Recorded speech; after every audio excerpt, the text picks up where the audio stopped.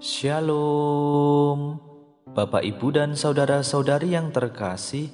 Jumpa lagi dalam Sikat Sabda Iman Katolik, Rabu hari biasa sesudah penampakan Tuhan, 5 Januari 2022. Bacaan dari Injil Markus bab 6 ayat 45 sampai 52. Marilah kita siapkan hati dan pikiran kita untuk mendengarkan sabda Tuhan. Semoga Tuhan beserta kita, sekarang dan selama-lamanya. Inilah Injil suci menurut Markus. Dimuliakanlah Tuhan.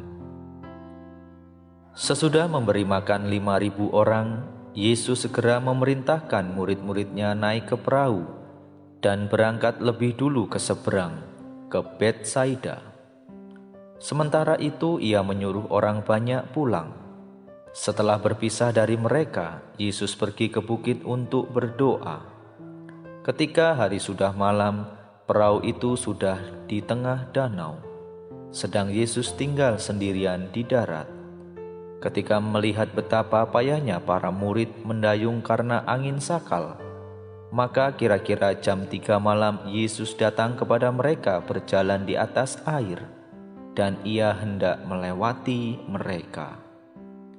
Ketika melihat dia berjalan di atas air, mereka mengira bahwa ia adalah hantu. Lalu mereka berteriak-teriak, sebab mereka semua melihatnya dan sangat terkejut. Tetapi segera Yesus berkata kepada mereka, "Tenanglah, Aku ini, jangan takut." Lalu Yesus naik ke perahu mendapatkan mereka, dan angin pun redalah. Mereka sangat tercengang dan bingung, sebab sesudah peristiwa roti itu mereka belum juga mengerti, dan hati mereka tetap degil. Demikianlah sabda Tuhan.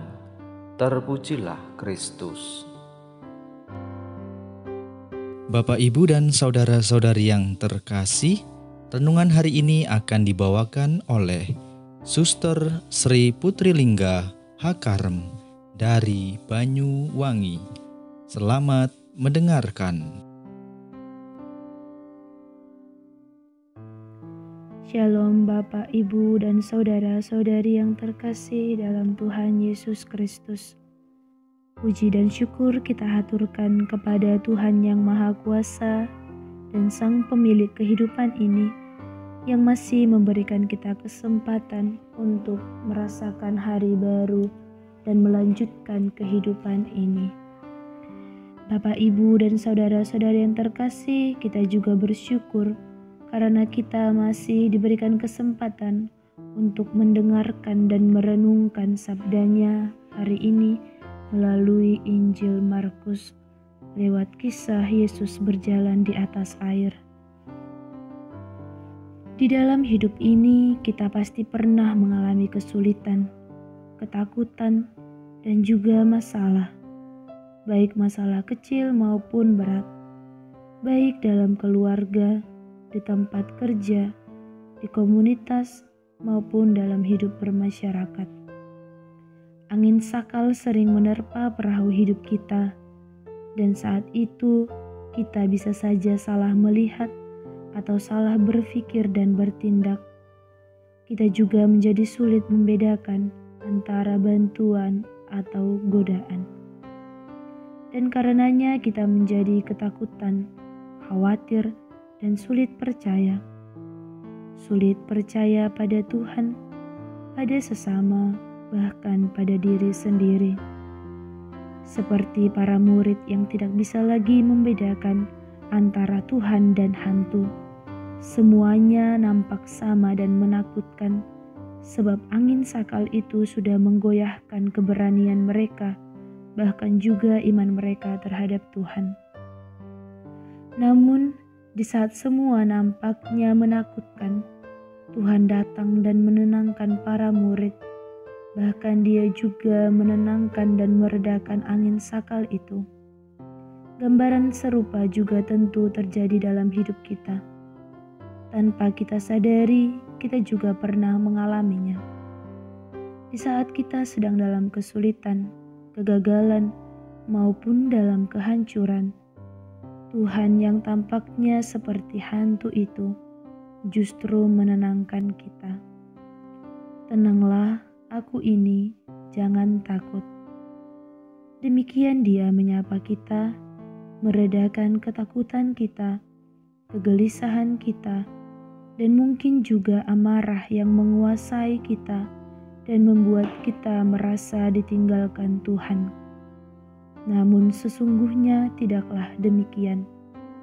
Seringkali ketika kita mengalami masalah dan pergulatan dalam hidup, justru kita yang meninggalkan Tuhan dengan mengandalkan kekuatan dan diri kita sendiri. Padahal kita hanya perlu mengundangnya masuk dalam perahu hidup kita, bukan berteriak-teriak dan memamerkan penderitaan kita supaya dikasihani oleh orang lain. Ketika Tuhan sudah ada dalam perahu hidup kita, kita yakin bahwa Dia dapat menenangkan hati kita, memberi kedamaian dan ketenteraman dalam hidup kita. Memang angin sakal atau tantangan kehidupan itu tidak serta-merta lenyap dalam hidup kita. Tantangan kehidupan tentu selalu ada. Tetapi ketika kita mengundang Yesus dalam hidup kita, mengimani kehadirannya, dan sungguh percaya bahwa Dialah Sang Juru Selamat, maka kita akan lebih tenang dan damai dalam menghadapi setiap persoalan hidup. Mari kita meneladan sikap Yesus yang rendah hati, yang selalu menyerahkan diri dan karya pelayanannya kepada Bapa di surga dalam setiap doa-doanya. Yesus mengajar kita untuk selalu berdoa, baik sebelum dan sesudah melakukan seluruh karya pelayanan kita.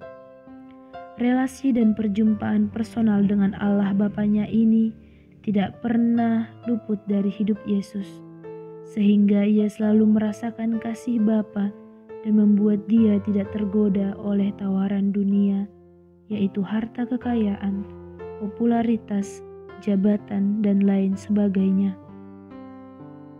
Bapak, Ibu, saudara-saudari yang terkasih, mari kita mohonkan rahmat Tuhan dan terang Roh Kudus-Nya, agar kita mampu merasakan dan mengenali kehadiran Tuhan dalam hidup kita, sehingga kita mampu dengan tenang menghadapi angin sakal hidup kita, meski terkadang kita tidak mengerti rencana Tuhan.